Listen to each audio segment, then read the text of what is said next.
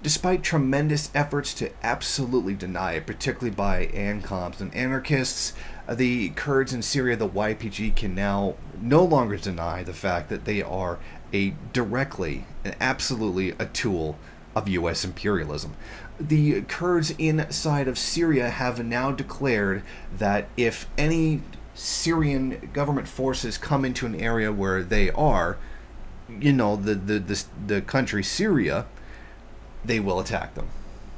But they have sworn that they're not for the government or for the rebels, but they are going to attack the government for being on the land that is the country.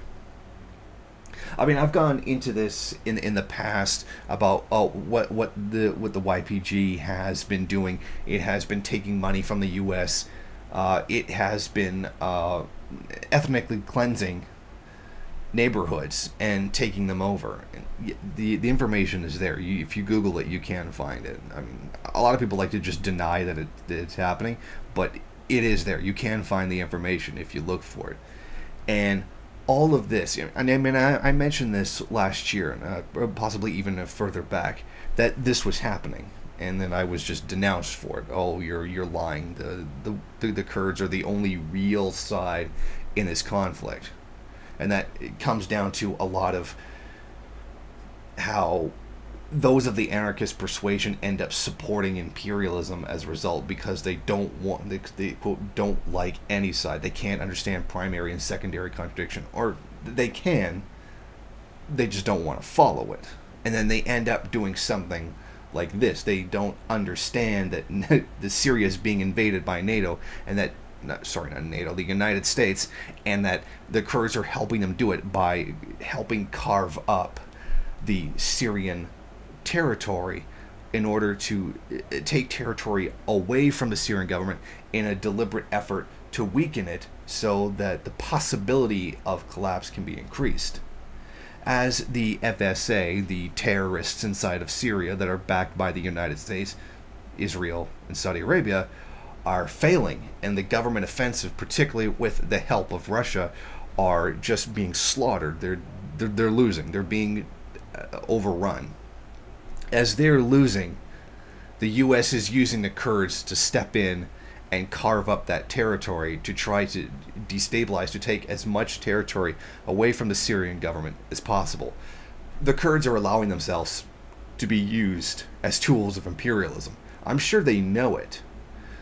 But their fanboys on the radical left, the anarchists and the ANCOMs, just seem to think that this just doesn't exist.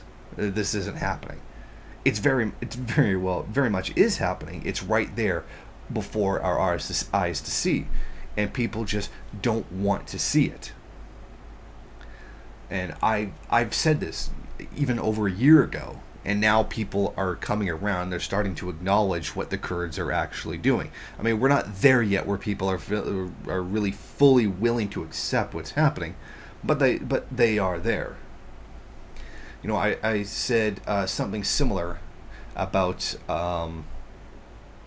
the revolution in Nepal and how Prachanda was taking a Genghis path. I read a post by the LLCO, and I noticed, oh yeah, they're actually right. And then I made a video myself agreeing with it, and then people just denounced it, saying, oh, you're just being reactionary and blah blah blah. Well, where is Nepal now? In fact, we don't even hear anything about Nepal anymore. It seems to be like, maybe the revolution in Nepal just fell off the edge of the earth or something. But it was going down the typical Genghis path. I mean, God only knows what's going on there now. But I mean, people have to, radical leftists have to recognize that the Kurds are assisting imperialism, and that primary and secondary contradictions are a very real thing. You don't have to like Assad. You don't have to change your profile picture to a Syrian flag. You just have to acknowledge the right that Syria has to determine its own destiny free from imperialist conquest. I don't know why that is such a hard concept for so many people to understand. Even the former New York Maoists, before they became defunct, couldn't even understand that. You know, they had a post under Mausoleum, neither Assad nor the rebels. I mean, these are Maoists. Mao basically was the one who theorized primary and secondary contradiction, and imperialism being that one, to defeat imperialism first and then have a revolution afterwards. I mean, they claim to be Maoists, and this is Mao's work, and they don't even know it. Or they didn't know it until they ceased to exist. But I mean, seriously, people gotta get together. They gotta realize what's going on here, and they're gonna have to acknowledge that primary and secondary contradictions are real things, or else you know what. First worldism is already bad as it is, and stuff like this is just making it worse.